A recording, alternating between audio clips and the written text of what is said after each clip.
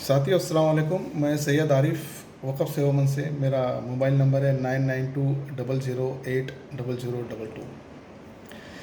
चलो संडे में बात करते हैं, वक़फ़ के बारे में बात करते हैं। थोड़ी सी इन्फॉर्मेशंस मैं आप लोगों के साथ में इम्पोर्टेंट है जो शेयर करना चाहता हूँ।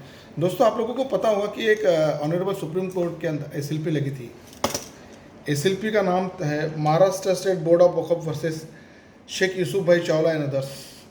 एसएलपी नंबर है 31288-31290 की, याद है, जिसके अंदर मरहूम जस्टिस अल्तमश कबीर साहब ने जो एड इंटरिम दे के रखा था, है ना, वो हम अभी तक ले, property cannot be alienated and transfer and all, है ना।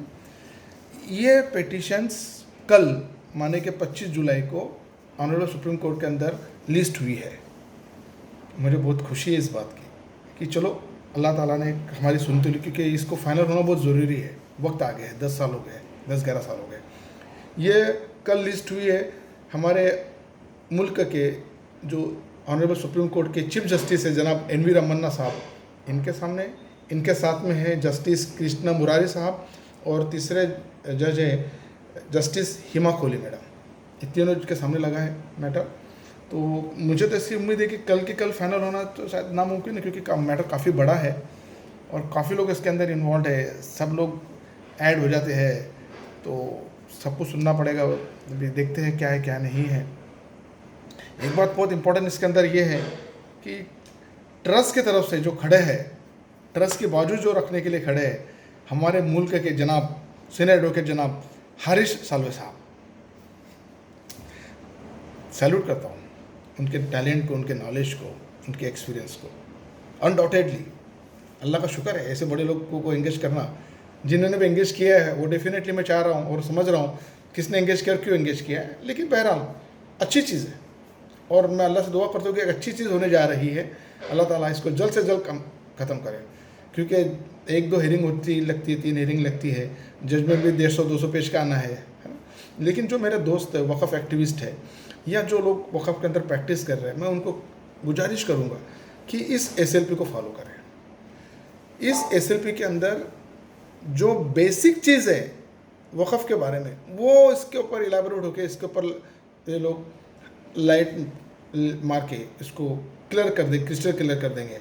वैसे तो काफ़ी क्लियर है, लेकिन फिर भी काफ़ी लोग अननेसेसरीली इसको मतलब कि डिस्प्यूट बनाते कि रिलीजियस ऑब्जेक्ट है तो ये should be waqf and all. तो वैसा नहीं है। बेसिक इंपॉर्टेंट चीज़ होती है, if the title has been moved to almighty Allah. Important क्या है? मालिकी हक। If the title has been moved to almighty Allah, then on the waqf can took place. ठीक है, ऑब्जेक्ट एक अलग चीज़ हो जाती है एंड टाइटल एक अलग चीज़ होती है। जब तक कि मालिकी हक नहीं जाता है किसी चीज़ का, मालिकी हक अलमाइटी अल्लाह को नहीं जाता है, वो वक़फ़ नहीं होती है, वक़फ़ नहीं करार की जाती है। प्राइवेट ट्रस्ट रहते हैं जहाँ पर नमाज़ें होती है, हमने देखा भी है, जैसे हमारे बॉम्बे के अंदर काफ़ी जगह पर जुम्मे की नमाज़ में काफ़ी लोग अकोमोडेट कर देते हैं, नमाज़ पढ़ लीजिएगा, नमाज़ हो जाती है। तो उस चीज़ को हम वक़फ़ नहीं करार कर सकते, क्योंकि उन लोगों ने अकोमोडेट करके हमको नमाज़ परफॉर्म करने के लिए इजाज़त दी है। बहरहाल मैं उसमें इलाबोरेट करके उसमें ज़्यादा बात करना नहीं चाहूँगा। अलग अलग चीज़ें हैं, अलग अलग मसले हैं, अलग अलग बातें हैं, ठीक है। लेकिन दोस्तों, मैं आप लोगों से गुजारिश करता हूँ, I humbly request to you, इस चीज़ को फॉलो करो। ये चीज़ को अगर आप फॉलो करेंगे तो आपको वक़फ़ क्या होना चाहिए, वक़फ़ क्या है, ये समझ में आ जाएगा। ठीक है दोस्तों, इस चीज़ को थोड़ा सा मतलब मैंने बता दिया। दूसरी एक और चीज़ थी, फरवरी 2022 के अंदर ऑनरेबल सुप्रीम कोर्ट के यहाँ से एक जजमेंट आई थी। टाइटल था state of Hyderabad state of Andhra Pradesh versus AP state of Waqf board. इस सिविल अपील नंबर था 10770 ऑफ 2016। ठीक है, इसको डिसाइड करने वाले थे जस्टिस हेमंत गुप्ता। ये 150 पेज का जजमेंट है दोस्तों। कितने का? 150 पेज का जजमेंट। लेकिन अगर ये जजमेंट अगर आप पढ़ लेंगे ना, तो मैं यकीन से दावे से कहता हूँ कि आपका नॉलेज बहुत बढ़ेगा। इसके अंदर मोर पर्टिकुलरली जो हमारे दोस्त हैं इधर मराठवाड़ा में और विदर्भ में प्रैक्टिस करते हैं, तो हैदराबाद एक्ट के बारे में जो मतलब कि बात होती है, निज़ाम एक्ट के बारे में, वो इसको, क्योंकि ये चूँकि ये भी आंध्र प्रदेश का ही है जजमेंट है, तो इसमें सब बता दिया गया है, तो इसको भी आप पढ़िएगा। जजमेंट एक बार पढ़ने से समझ में नहीं आएगा, 2 बार पढ़ने से समझ, इसको बार बार रिपीटेडली पढ़ते रहिएगा। अगर आपके पास फुर्सत है पढ़ो, समझ में आएगा। और ये जजमेंट भी अब आएगा इंशाअल्लाह ताला, अगर मैं अल्लाह से दुआ करते कि जल्द से जल्द आ जाए SLP का, यूसुफ चावला का, तो आपकी, मुझे लगता है आपकी वक़्फ़ की नॉलेज बहुत बढ़ जाएगी। इसमें कुछ लोग हैं जो ज़बरदस्ती के मतलब कि अपने आप को टैग कर कर मार्केट में पब्लिसिटी लेने के लिए बताते कि हम भी हाई कोर्ट में पहुंच गए, हम भी सुप्रीम कोर्ट में पहुंच गए। ये प्रैक्टिस अच्छी नहीं है, मैं नहीं मानता हूं, क्योंकि क्या मालूम है क्या, जब ऑलरेडी आपको जो चीज़ के बारे में तकलीफ़ हो रही है, वो तकलीफ़ लेकर कोई ऑलरेडी आपसे पहले पहुँच चुका है कोर्ट के अंदर, चाहे वो हाई कोर्ट हो चाहे वो सुप्रीम कोर्ट हो, तो फिर आपको उसके साथ में टैग होने का मतलब क्या था? अननेसेसरीली स्पीड ब्रेकर बन के फ़ायदा क्या? वो तो कर ही रहा है ना, और वो तुमसे ज़्यादा अक्लमंद है, इसके लिए वो तुमसे पहले पहुंचा। अगर आप अक्लमंद होते तो आप पहले पहुंच गए होते, ये आपके पास में मैटर बाद में आया हो। लेकिन अगर आपके पास में मैटर बाद में आया तो आपको पता है कि मैटर ऑलरेडी हाई कोर्ट में और सुप्रीम कोर्ट में जा चुका है, तो हमको तो उसको सिंपली फॉलो करना है। जिस कोर्ट में आपका केस चल रहा है तो वहाँ पर आप बता सकते हैं कि हम लोग वो केस को फॉलो कर रहे हैं सर, है ना। लेकिन मैंने देखा कि कुछ डिस्क्लेमर है मेरा, मैं कुछ लोगों के बारे में कहना चाहता हूँ। कुछ अपनी आवाज़ में ताकत लगाते हैं, मैं उनसे कहूँगा, गुजारिश करूँगा कि आप अपनी आवाज़ में ताकत ना डालते हुए अपने लफ्ज़ों में ताकत डालिएगा, वरना ऐसा लगता है कोई कुत्ता चिल्ला रहा है।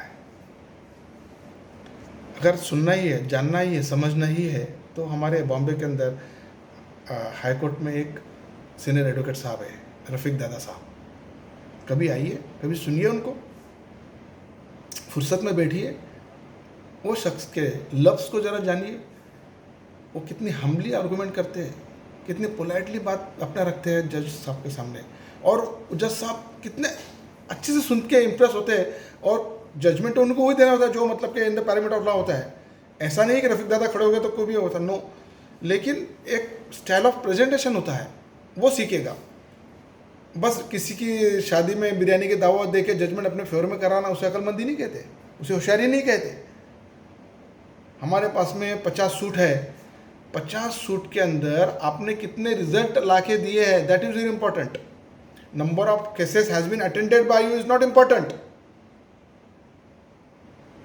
आपने क्या सोसाइटी को रिजल्ट लाके दिया है, कितने सूट डिक्री करके दिए हैं, दैट इज वेरी इंपॉर्टेंट। दोस्तों, ये बात तो चलो हम साइड में रखते हैं। मैं एक बात कहना चाह रहा था, मशहूर होने की ख्वाहिश नहीं है हमें, मशहूर होने की ख्वाहिश नहीं है हमें, आप हमें पहचानते बस इतना ही काफ़ी है, बोला था।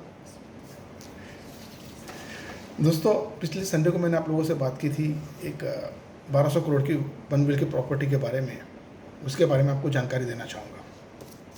चलो उस चीज़ को लेते हैं। रिस्पेक्टेड चेयरमैन सर, मैं आपसे अपील कर रहा हूँ कि आप भी इसको ज़रा गौर से सुनिएगा। Excuse me. ट्रस्ट का नाम है मखदूम बीबी वक़फ़, और इस ट्रस्ट के सोल ट्रस्टी है जनाब हसीब मोहम्मद यूसुफ मुल्ला। ट्रस्ट का रजिस्ट्रेशन नंबर है MSBW/RGD/175/2010। चैरिटी का इसका रजिस्ट्रेशन था B/2010। इसका एड्रेस है पटेल मोहल्ला पनवेल।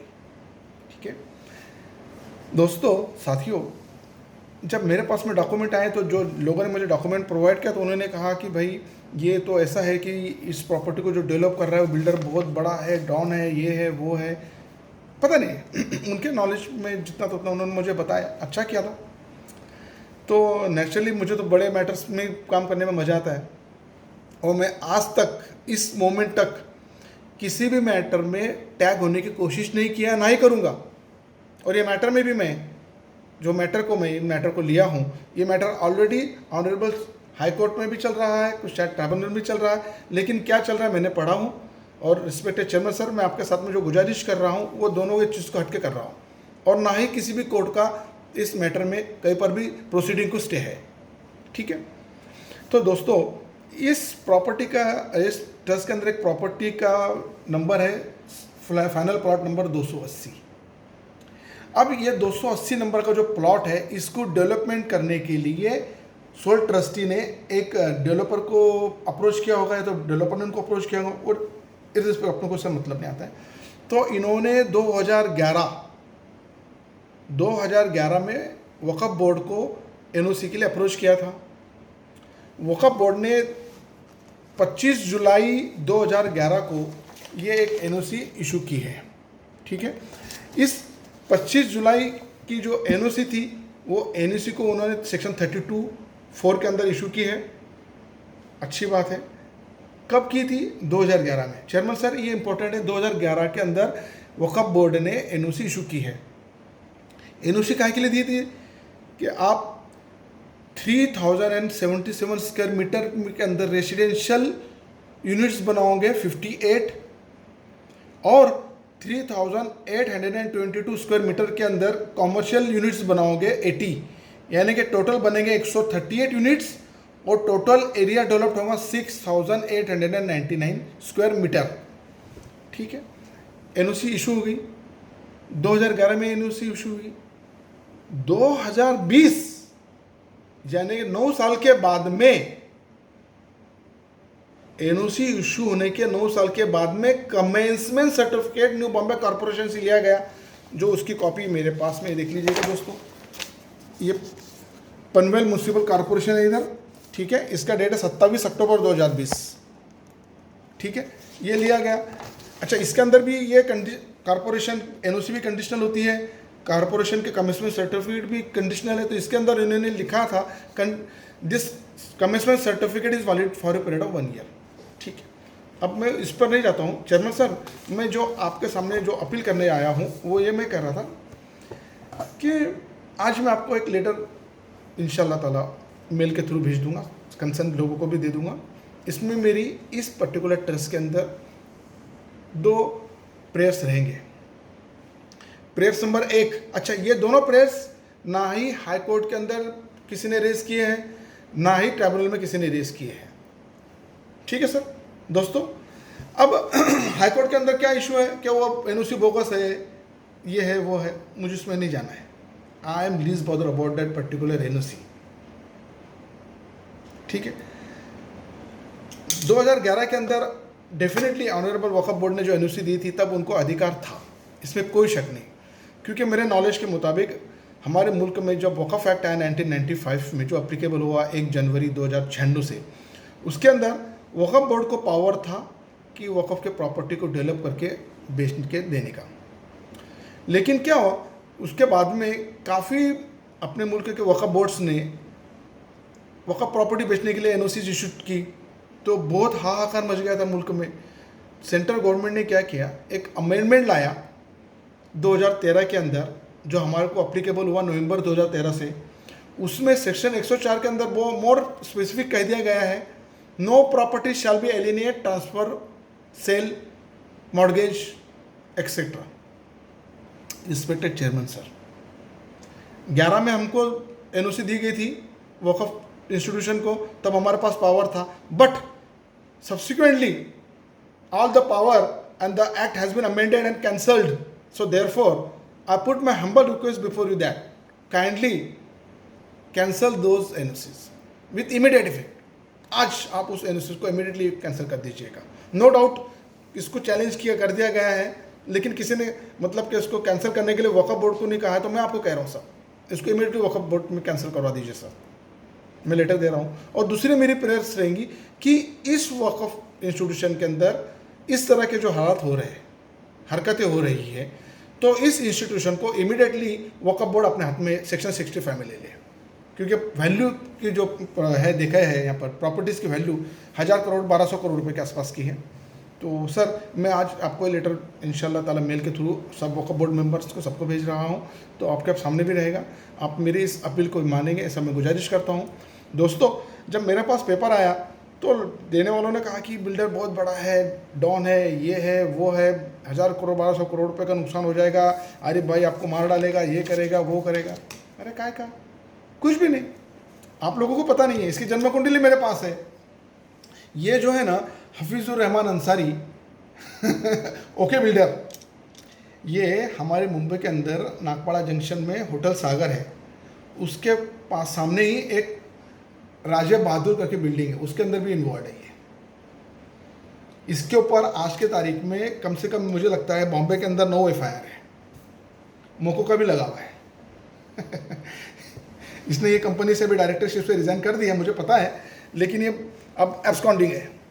तो ये छठा हुआ गुंडा है, बदमाश है, चोर है, उचक्का, लफंगा, सब मालूम है मुझे। इसकी जन्म कुंडली मेरे पास में, तो डरने का तो सवाल ही नहीं पैदा होता है। काहे के लिए डरने का, काहे के लिए डरने का?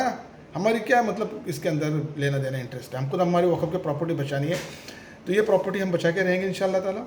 दोस्तों, मैं इतना बोलते हुए आप लोगों से गुजारिश लेता हूँ और आप लोगों से अपील करता हूँ कि आप अपना अपने फैमिली का ख्याल रखें, आप अपने लिए, अपनी फैमिली के लिए दुआ करें, दुआ में आप मुझे भी याद रखें। Do take care of yourself. Allah हाफ़िज़। फ़ी अमान।